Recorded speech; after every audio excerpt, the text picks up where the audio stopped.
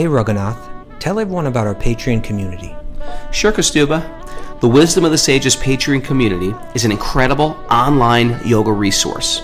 If you like the type of yoga wisdom and culture we share on the show, then our Patreon community is a great next step. This is a listener-supported podcast, and any level of sponsorship will unlock a wide range of live and archived classes, talks, and even workshops. Raghunath teaches, I teach, and we have a host of other excellent teachers on topics ranging from yoga philosophy, asana classes, storytelling, Ayurveda, kirtan, cooking, meditation, and a lot more. We even have an incredible online Bhakti 12-step recovery group. So if you want to check it out, go to patreon.com/wisdom of the sages. All right, let's get it on. Om Namo Bhagavate Vasudevaya. Om Namo Bhagavate Vasudevaya. Om Namo Bhagavate Vasudevaya.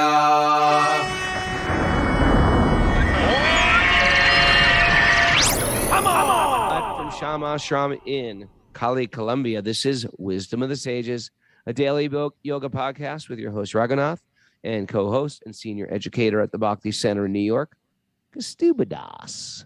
Welcome to the show, and welcome to Walk On Wednesday. Walk On Wednesday is a day.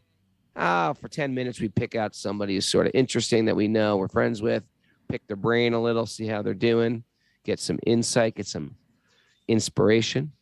But before we announce our Walk On Wednesday, Mara, who's sharing a mic with me today, any good announcements here?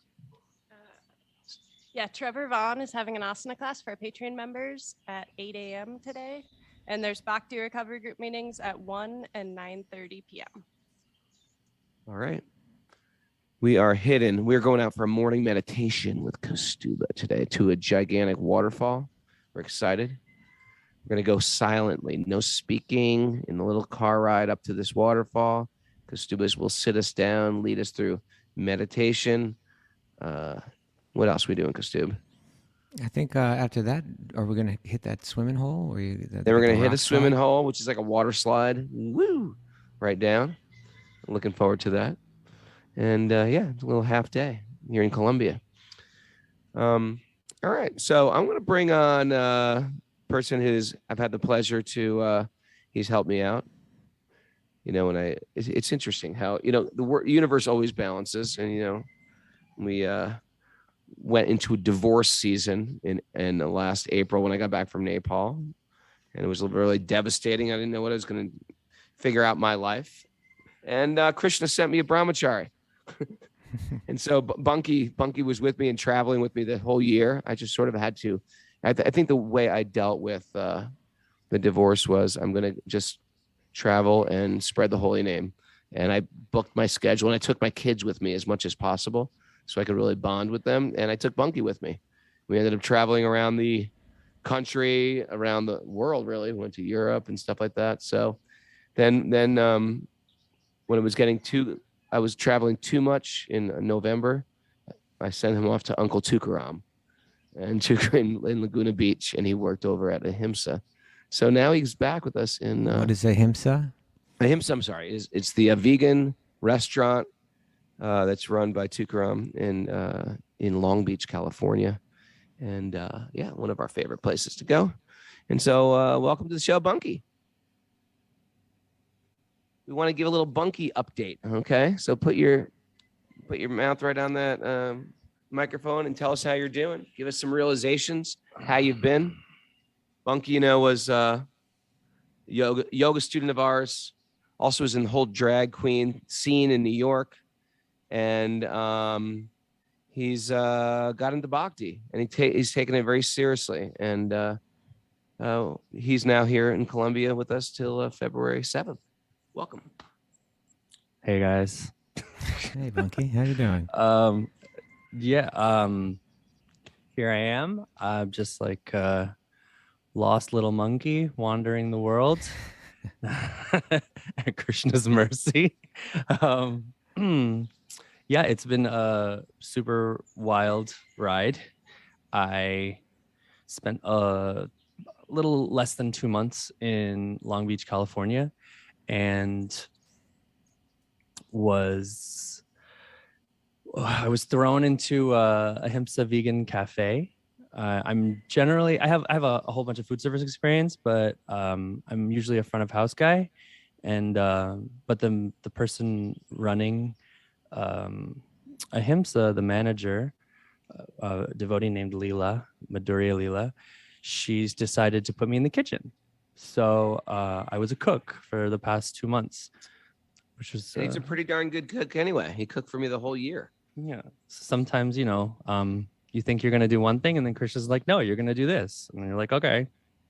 I think the big thing was you were you were living with me as a brahmachari, and all of a sudden now you're sort of like back in the world, working, making money, paying some money. You stayed at an ashram, but in a very liberal fashion. What was the difference between your brahmachari life and then sort of like dealing with the material world?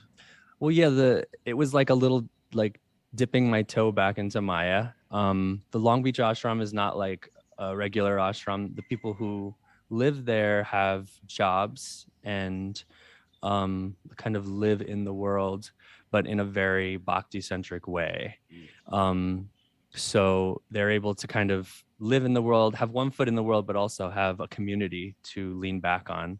So it was a really eye-opening, I guess. The things that I thought I would not struggle with, I struggled with still in the workplace. I still have super high expectations of my coworkers, and I still have a short temper. Never with me though. No. Oh, never. I've never seen that. I've never seen that temper. I know. I've never seen it either. I've never seen it either. It's because you never worked in the kitchen with me.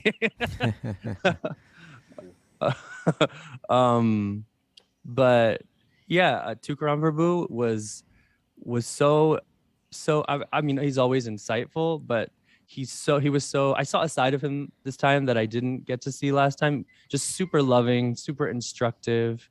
He always brings down the hammer, but I have a question for you, Bunkie. Yes, of course. And it may be related to this, but and maybe it's not an easy question to answer, or you haven't thought about it yet, but like you spent some time with Raghu, and obviously like, I consider that like a real incredible opportunity, because, just Raghu, who he is, and his absorption in Krishna Bhakti and his lifestyle, it's a wild ride.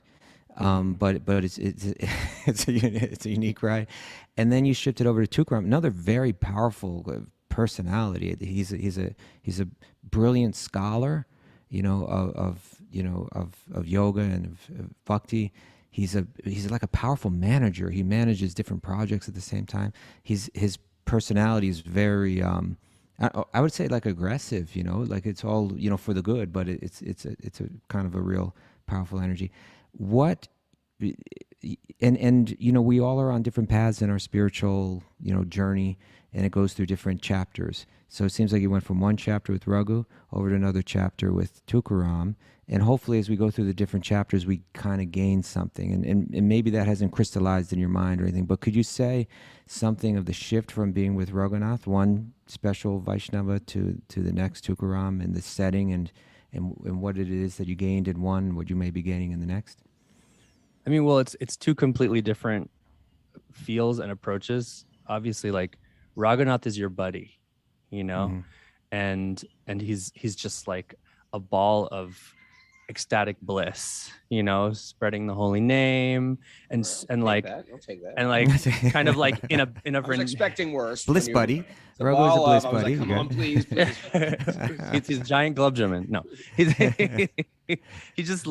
like he carries a Vrindavan bubble around him wherever he goes, and that's fun, and super exciting.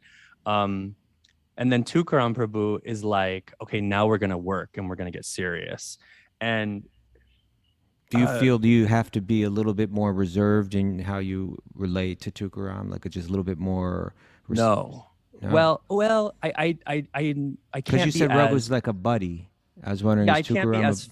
How do I explain it? I have to be a little more formal, but I can still be as forthcoming as I am. I don't have to like watch my language, or it's more like I have to really, you have to really pay attention with Tukaram, because he doesn't let you off the hook. And if you're not paying attention, he like zeroes in on you, and he like singles you out.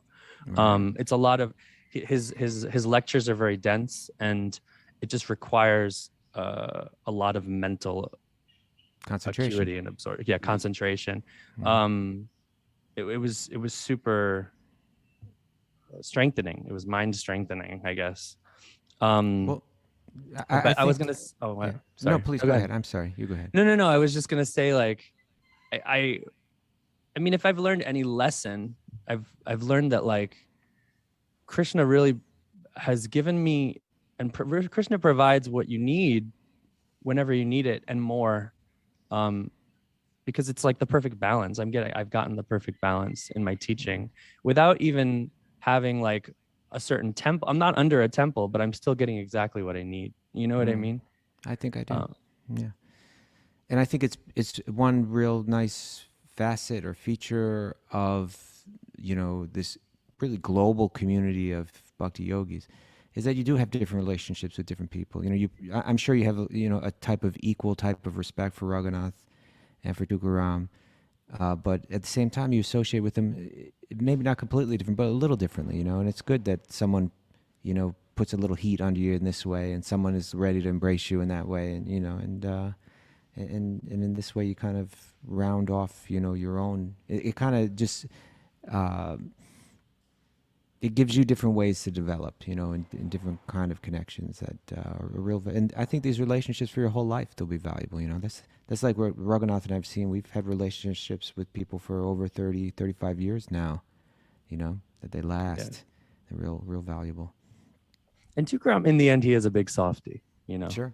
He totally is, regardless of his like mobster persona. he's definitely like super loving, Yeah. Beautiful. All right. Thank you, Bunkie. Yes. Talk to Justin. We call him Bunkie here. And he's, what I want to also say that part of the reason he gets a lot of mercy and he's around and he's welcome is because he's just got a good attitude. He does. The good attitude goes a long way in material life, and it goes a very long way in spiritual life. You got a good attitude, and what the attitude is, you take your big fat ego out of the center, and you put service in the center, and that's the way to surf the wave of bhakti. You can't just go against. You can't bring that me. I love this. There's that band called Me First and the Gimme Gimmes. Ever heard of them? I have. You can't bring the me first and the gimme gimmes into your spiritual life. It doesn't work. You got to put Krishna first. He's Bihariji, the enjoyer. He's the enjoyer. I'm not the center. Can you bring Meat Beat Manifesto? No, you can't bring them into the spirit. You can't bring them or me first and the gimme gimmes. Okay. All righty. So yeah, and Bunkie's doing a great job here too. He's leading kirtans. He's taken a lot of his great talents, singing and dancing, and he's spiritualized it. And he gave a great class yesterday, and a kirtan. They just went on, and Rocco came back. My son was playing drums, and he came back, and I go, "How was class with Justin?" He goes, "It was great. Kept going, and it was really everybody loved it. Kept going. It just kept on going." I think that kirtan is definitely one of the things that it's one gift that he has, and that he's meant to develop more and share.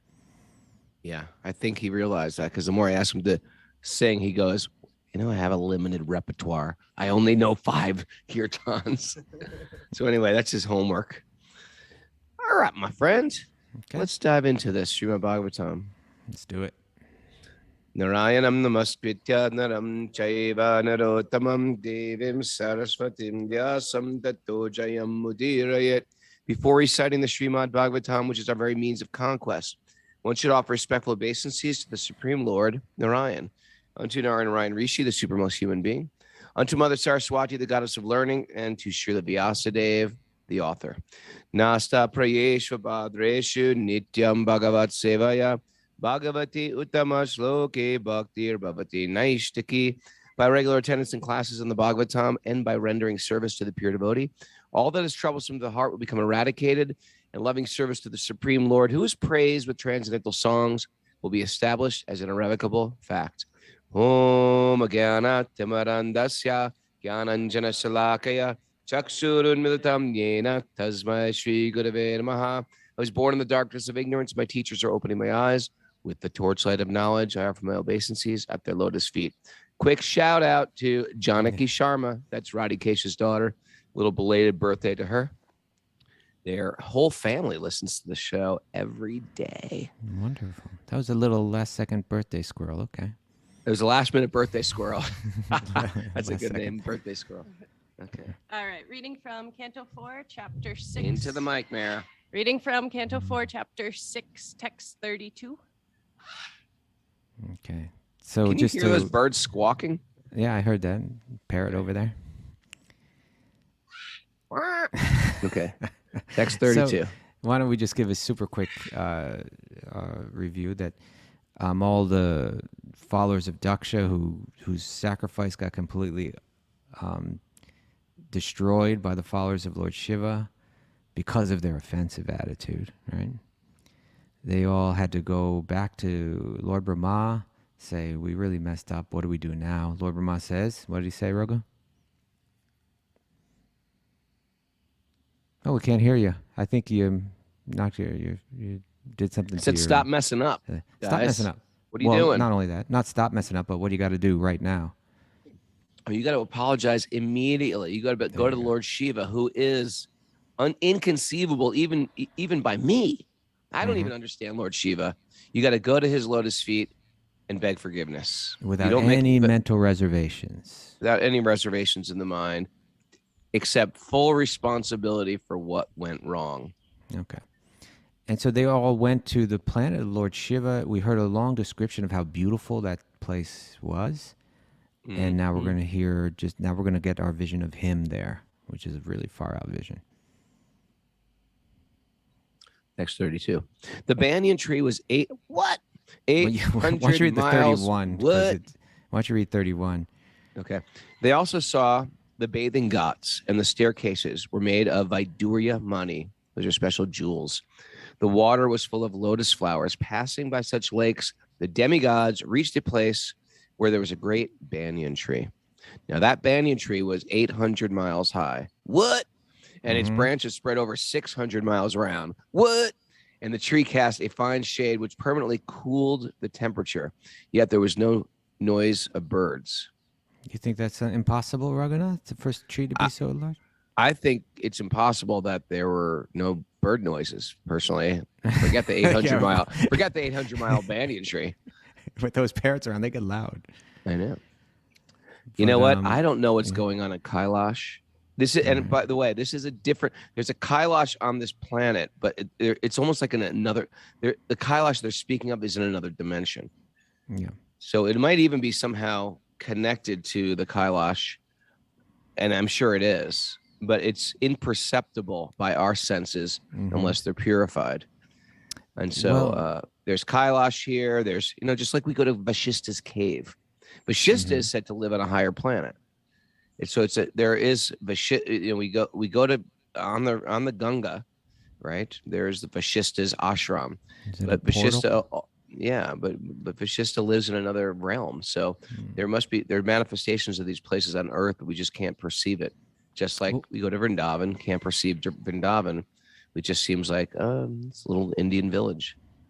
Well, there is a book called The Cosmology of the Bhagavad Purana, right? The Cosmology of the Srimad Bhagavatam.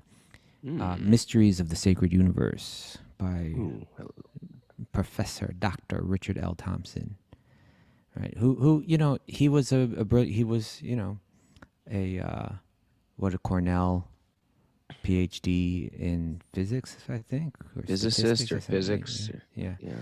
And but it's nice. He'll take statements like that and he'll study them, and the tendency is just to dismiss it as this it's is some absurd. fiction. It's some crazy mythological fiction. They didn't understand. You're supposed to just bring these into your mind and.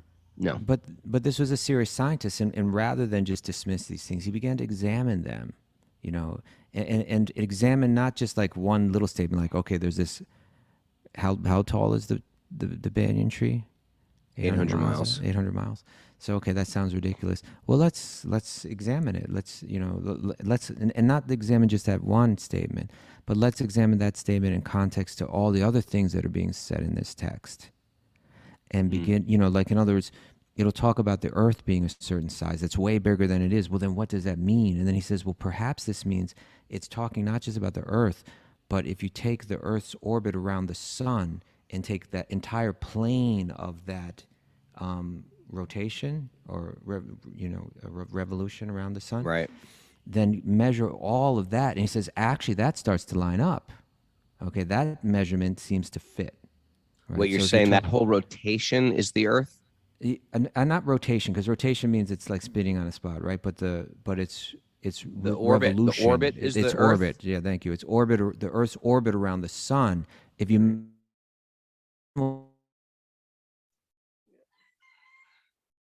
okay, that gives us a clue, right?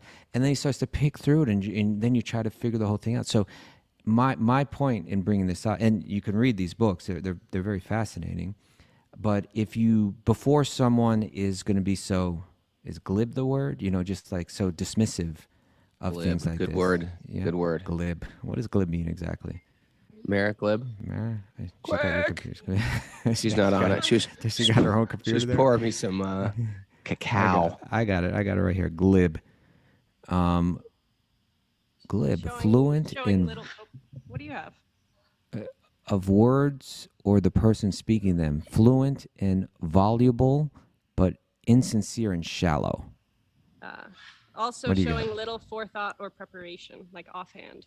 Okay, there you go. You see, little preparation. In other words, I'm just going to dismiss this idea that a tree could possibly be 800 miles Okay. long, right? And just like blow it off. Whereas someone who's a very serious scientist, probably knows a hell of a lot more about science and physics than any of us, says, well, I'm not going to be so glib. I'm not just going to dismiss it. I'm going to examine, I'm going to show some respect to this tradition, to this culture, to this literary tradition and wisdom tradition, and try to understand it. And then as he does, he begins to discover a lot of very fascinating and interesting things. But you have to invest some time in it. So my point is, before we're so glib to just dismiss it, are we willing to invest the time to try to really understand it? Or do we just hear one statement, blow it off, and say it's impossible? Do you know I took a course with him? What course? Sadhaputta. Vedic cosmography. Right. I didn't get any. I VIH? didn't really quite understand most walk of away it. with it? It was a little right over my head, but I had so much respect for him that I took a week-long course with him. And it was fascinating. He said that the Bhagavatam calculated the distance between the Earth and the Moon thousands of years ago, and he That's proved my point. Yeah. Yeah, and stuff like that. And so he writes in this book, he talks about this very verse that we just read. He says, we have 8 miles per yojana. This says it's 100 yojanas. That's the measurement that it lists, right? The height of the tree. We have 8 miles per yojana, and a tree at 100 yojanas tall and 150 yojanas in diameter. Our question is, if the tree was this big, how big was Lord Shiva? Right? Mm-hmm. Is that tree big and he's just like normal earthling size? So consider a person 6 feet tall sitting under a tall tree about 100 feet high. His height is 6% of the height of the tree. Using the same proportion, Lord Shiva must be 6 yojanas tall, 48 miles. Of course, we don't know the proportion in this case, but it stands to reason that in a landscape with gigantic trees, the people or demigods must be correspondingly large. According to the Bhagavatam, verse 5, 16, 12, there are 4 trees that are 1100 yojanas tall, standing on the 4 mountains surrounding mountain. And he goes on and on. But then he begins to tie things in. If you read this, it gets very interesting. And then he begins to talk about the mystic cities, that devas could potentially, alter their size. Shape-shifting. Right? Anyway, my point again is just let's not be so glib. If we really want to, before we dismiss it, go ahead and study Vedic cosmology and cosmography, and then it's the thing is, it's one of these cultures where everything is scientific.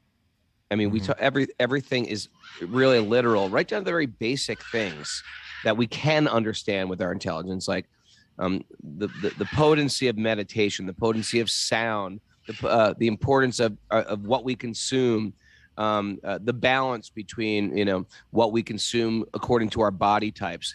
And then all of a sudden they're going to go in some mythology.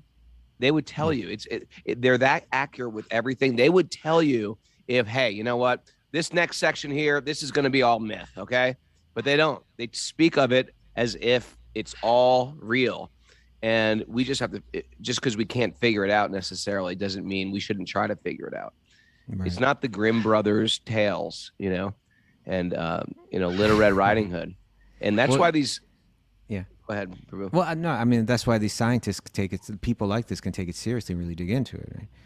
Yeah. He writes here, he begins to talk about Mahima city and Anima city. You're familiar with those cities? Yeah, those are the two mystic. Anima city is making yourself very, very tiny. Mm-hmm. And Mahima is to make yourself very, very massive. Like Hanuman had Mahima. He had all the cities, but he made himself very massive when he flew to Lanka. Right. So Dr. Thompson here, he writes, in addition to Mahima city, there is Anima city, the power of becoming smaller than the smallest.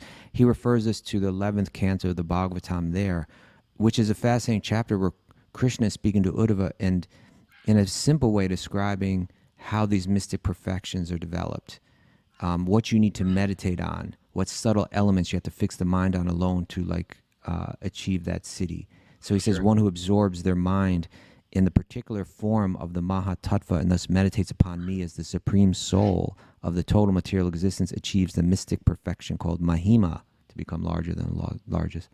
By further absorbing the mind in the situation of each individual element, such as the sky, air, fire, and so on, one progressively acquires the greatness of each material element.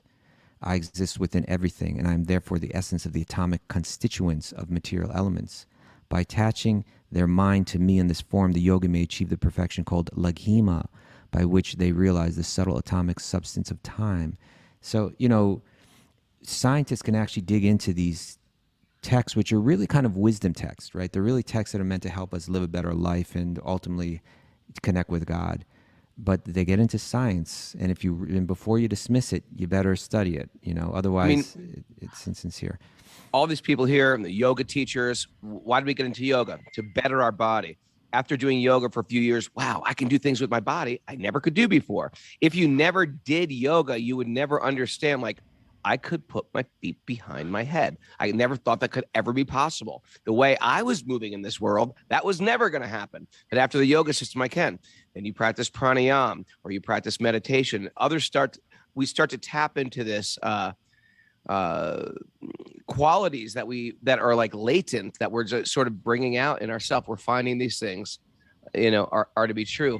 What to speak of mystical powers? You just need a good teacher to teach you those things. Your next question, Kaustubha, should be, how can I get those powers?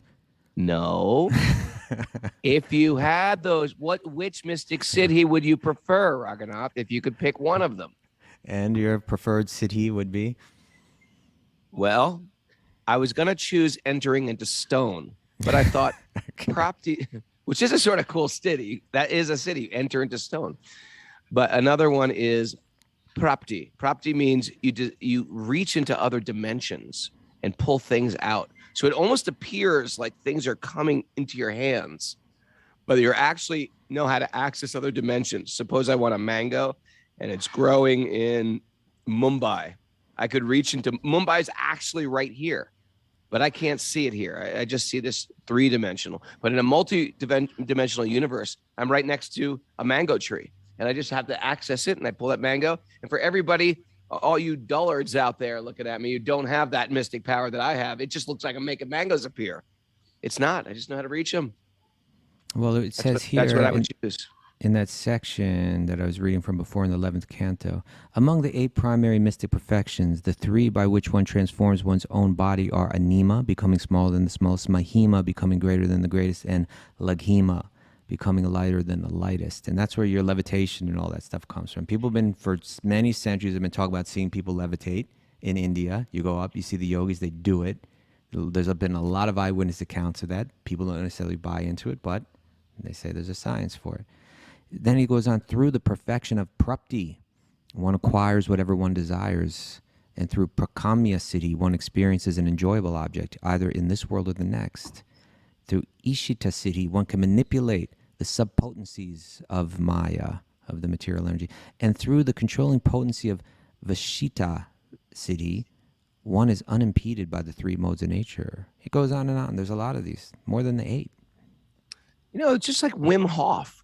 The stuff what Wim Hof keep does talking about now, Wim Hof. he's demonstrating these siddhis. You just have to do them. They're just material ways to make your body almost superhuman. You know, and this is all pranayama techniques and dealing with the elements and stop becoming such a domesticated dog. We've lost all our potency.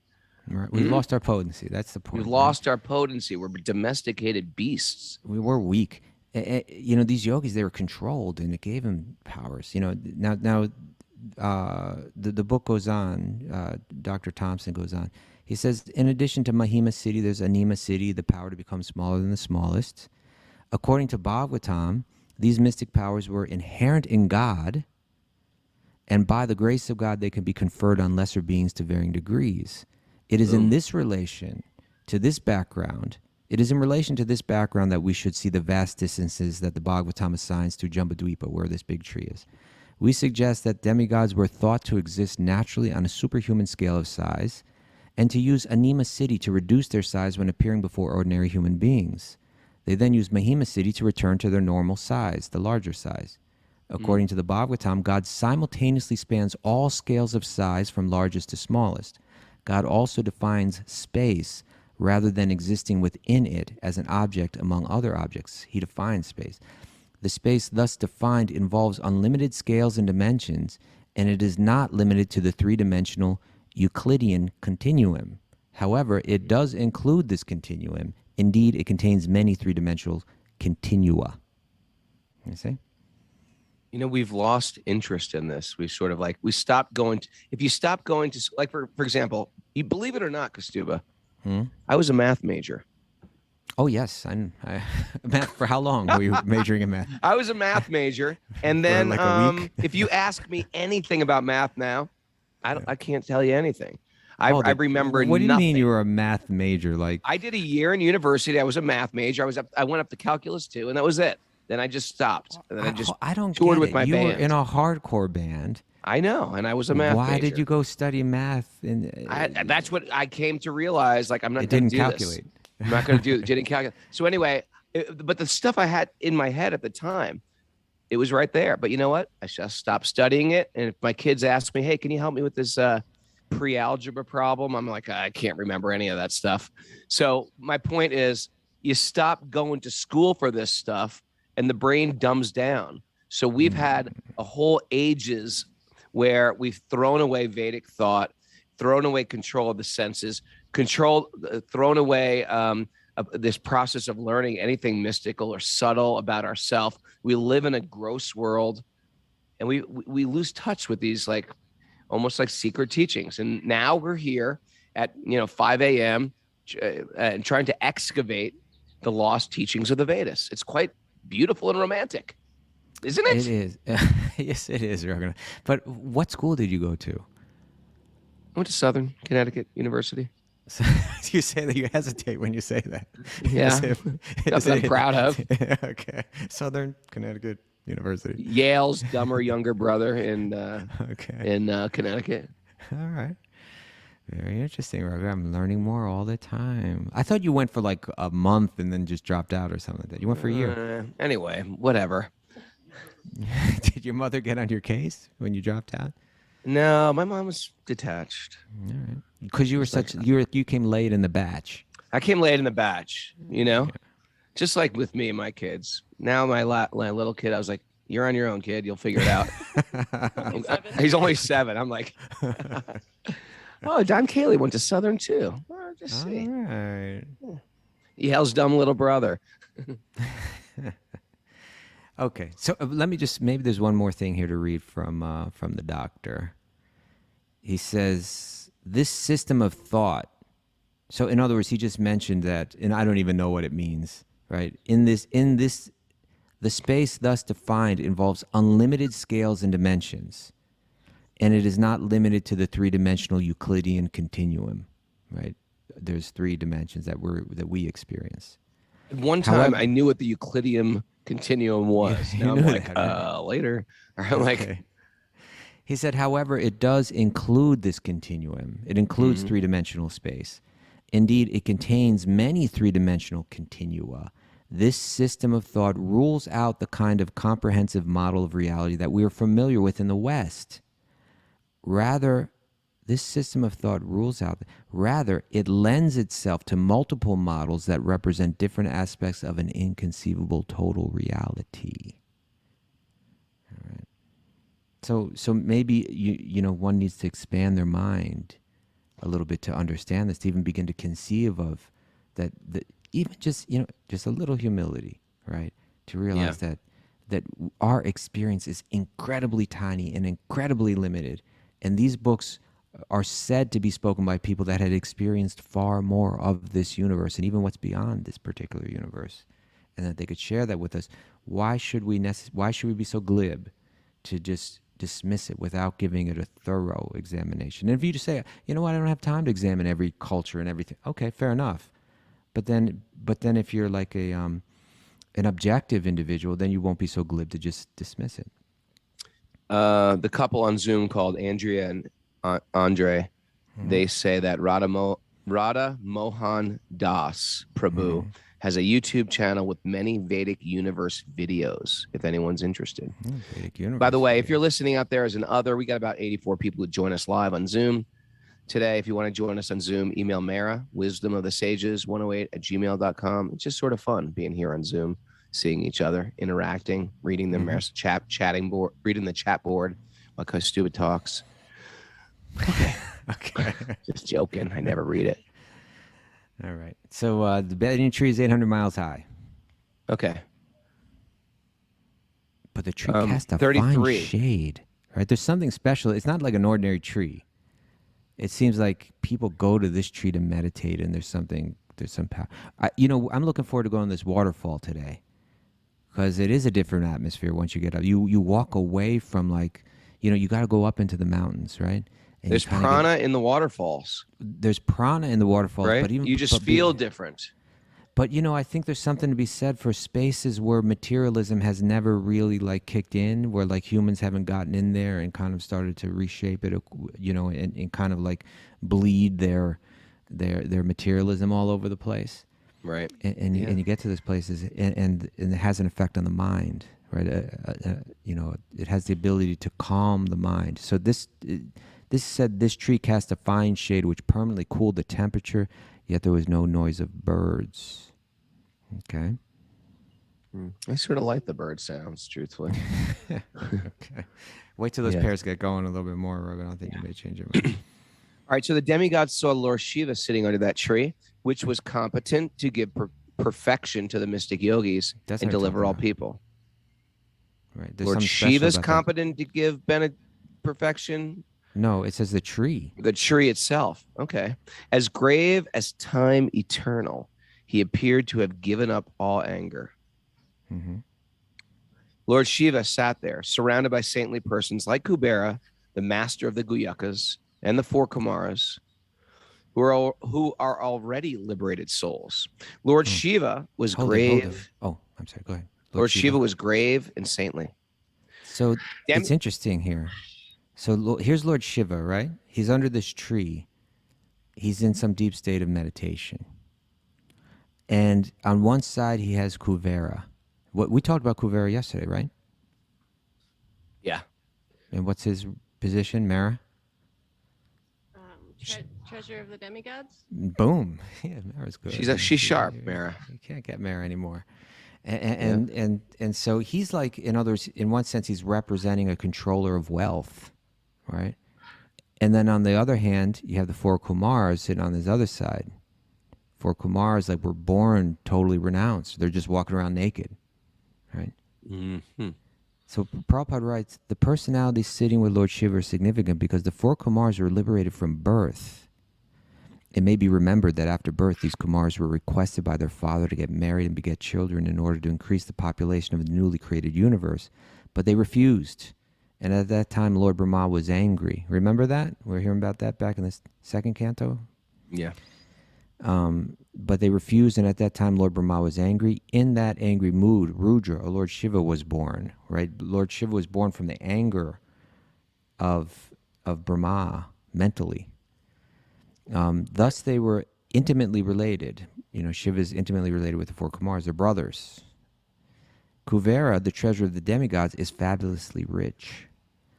Thus, Lord Shiva's association with the Kumars and Kuvera indicates that he has all transcendental and material opulences. Actually, he is the qualitative incarnation of the Supreme Lord. Therefore, his position is very exalted. It's like he's sitting there, like important people are surrounded by important people. And Lord, the fact that the four Kumars are on one side, Kuvera is on the other side, is indicating the opulences of Lord Shiva. Yeah, it's powerful assembly. Yeah. Okay, the demigods saw Lord Shiva, right? Is that the demigods saw Lord Shiva situated in his perfection as the master of the senses, knowledge, fruit of activities, and the path of achieving perfection. He was the friend of the entire world, and by virtue of his full affection for everyone, Lord Shiva was very auspicious. This is important here, right? He was seated. Hold on. I'm sorry. Yeah. I thought you were saying what I'm about to read is important, so I started reading quick to please you, my friend. Oh, no. Sorry. How may I please you? So Prabhupada writes here, Lord Shiva is described here as Adhishvara. Okay? Ishvara means Mara. A controller? You see, you just can't stump her anymore. You can't stump her. She's unstumpable. Okay.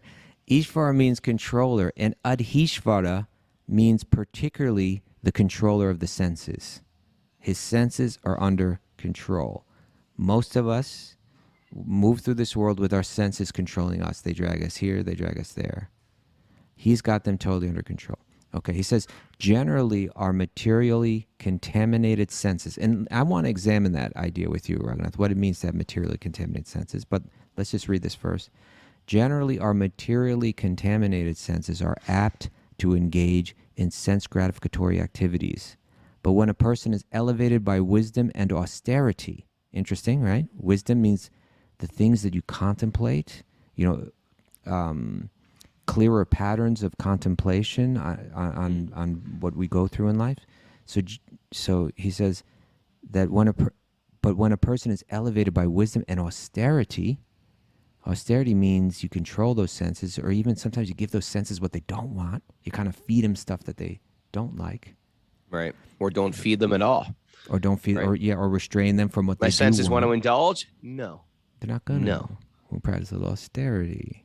So he says, generally our materially contaminated senses are apt to engage in sense gratificatory activities. But when a person is elevated by wisdom and austerity, the senses then become purified and they become engaged in the service of the Supreme Personality of Godhead. Lord Shiva is the emblem of such perfection, the emblem of sense control, right? And it purified senses. And therefore, in the scriptures, it is said, Mary, if you get this, this one's going to stump you, I think. Vaishnavanam Oh, yata. I was reading it. Though. You were reading it.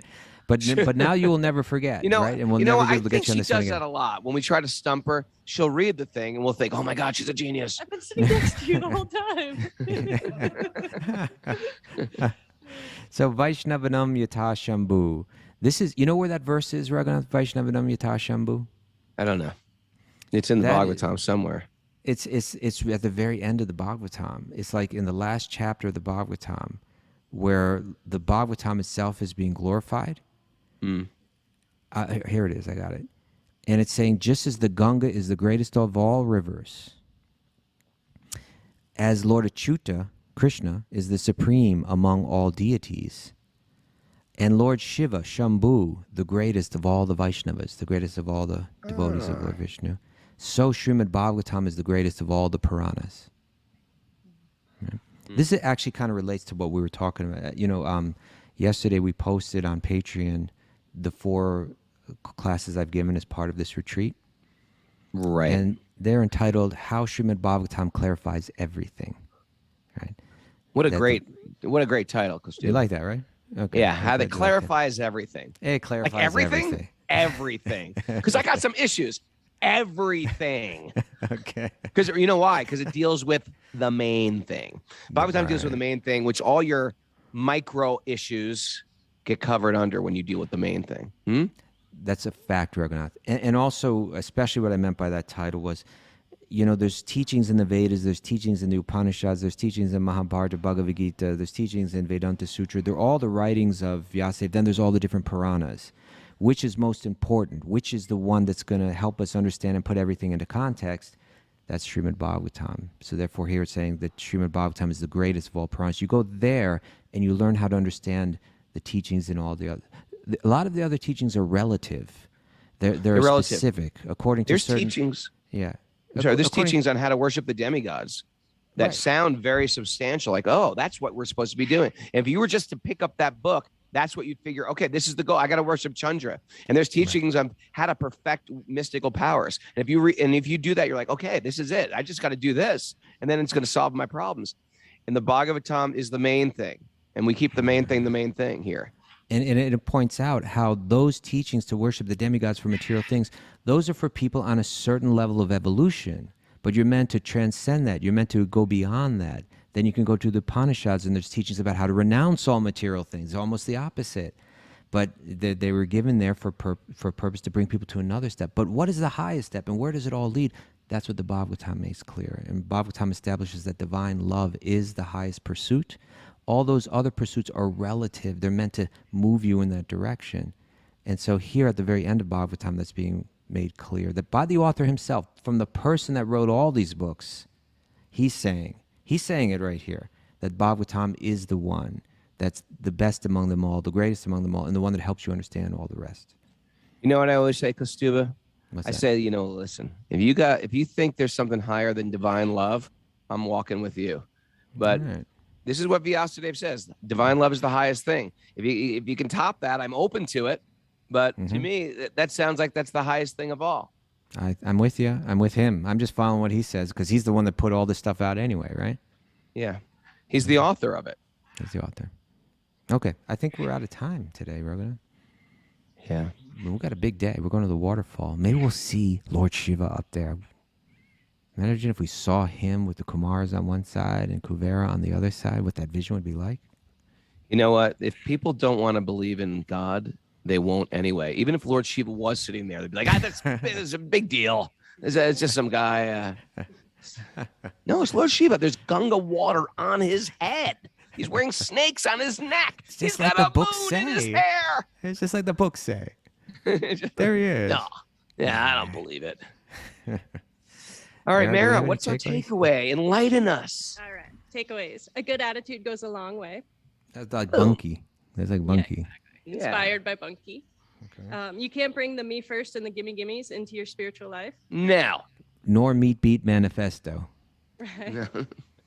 Meat Beat Manifest. That was such a bad name. Keep Krishna in the center.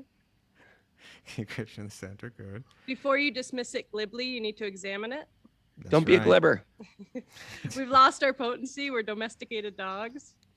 Oh, that might be the title of this episode. That's pretty good. Oh, Domesticated dogs.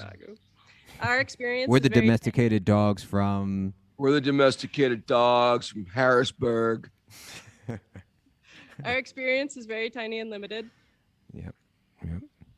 Bhagavatam is the main thing. Keep the main thing the main thing. Booyah. That's it.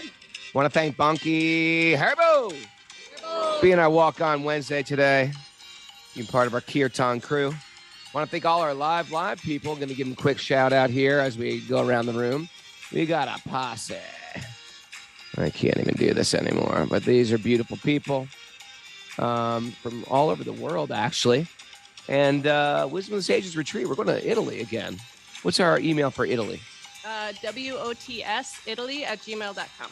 WOTS@gmail.com. WOTSItaly@gmail.com. WOTSItaly@gmail.com. If you're interested, there's a few spaces. Everybody from last year ended up re-registering, so there's not that much space, but Vivi created a little bit more space. And this time we're going to bring Mara. We wouldn't let her come. We forbade her Mara. to come last time. Is she going to No. do this tanning, this bronzing over there too? Malibu Mara. That's what we call her. She's getting a pink Corvette, too. Temporary. Yeah, wait, Bunkie's going to say something. I just wanted to also give a shout out to the Long Beach community. They were so supportive and welcoming and loving with me. They're an incredible group, and I'm really thankful for them. It's like, yo, you Long Beach, yo. Yo, Long Beach in the house. What are you doing? I'm doing Mudra gang signals. Signals. Yeah, we love the Long Beach community. I Yoga really like that away place. to Himsa, Laguna Temple, all that crew. Yeah. And thanks everybody for being here, waking up early, joining us on Zoom. Make sure if you didn't do it, and everybody here too, go to Apple Podcasts, write a review, give us 5 stars. You're only allowed to do it if you give us 5 stars. Just kidding. Do whatever you want. Detached. But please consider 5 stars at least. Consider 5-star. We work really hard on this. And thanks for joining. And check out Kaustubha's thing on Patreon. If you're not a member of Patreon, join us. Support what we're doing. It's a community-supported podcast. Patreon.com/Wisdom of the Sages. Anything you like. A monthly pledge is very much appreciated. Thank you. Now we will sing and dance the holy name.